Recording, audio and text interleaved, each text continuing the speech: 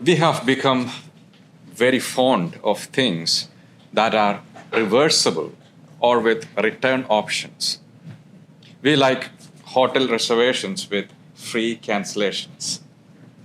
We buy something only after checking the return policy. We sign up for subscriptions with a free trial and sometimes cancel before the charge appears.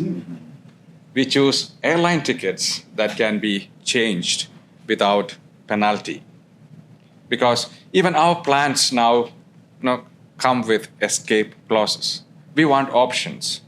We want an exit.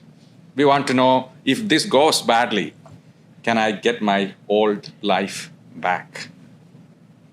And then Jesus gives us today perhaps the least refundable image in the gospel: a grain of wheat falling into the earth. Once it goes in, there is no customer service desk underground. The grain becomes fruitful precisely because it cannot remain what it was. It surrenders the possibility of going back or returning to its original state. It goes to a point of no return. And then the church places St. Lawrence beside that gospel today. St. Lawrence lived in Rome in 258 AD when Emperor Valerian ordered bishops, priests, and deacons to be executed and Christian property confiscated. St. Cyprian of Carthage, he actually records the imperial order and the martyrdom of Pope Sixtus II on 6th of August. We celebrated his memorial last Thursday. And Lawrence follows 4 days later. Imagine those 4 days. Lawrence knew his bishop had been killed. He knew deacons were specifically named in the decree. Every knock on the door must have sounded different. Every morning he woke up knowing that somewhere in Rome, somebody was probably looking for him.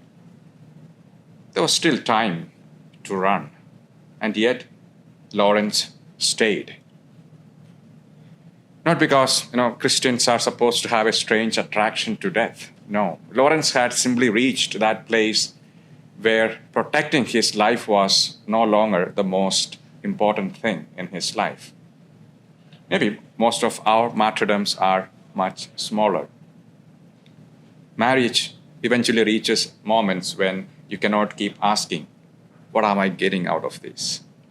Children are wonderful, but nobody examining a newborn at 3 a.m. in the morning says, what an excellent return for my investment. Or caring for an aging parent. Or keeping a promise when it becomes inconvenient. These are little points of no return. So is the student, who studies honestly when cheating could be easier. Or the employee who refuses the profitable shortcut. Or the young person who chooses what is right even when it costs his or her popularity. We want to love generously while retaining the receipt. And Jesus says, the grain that protects itself remains just a grain of wheat. And that may be one of the saddest descriptions of a human life, completely preserved, completely protected, and alone. St. Lawrence had spent his ministry as a deacon caring for the poor and administering the church's charity. The ancient tradition remembered by St. Ambrose says, when authorities demanded the church's wealth, he pointed to the poor as its treasure.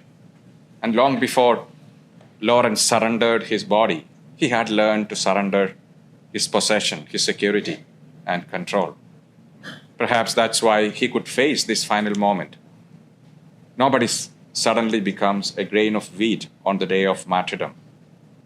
We become one every time we give something to God and quietly stop asking for it back. And perhaps the great question of this feast is not, would I die for Christ? It is much more closer home.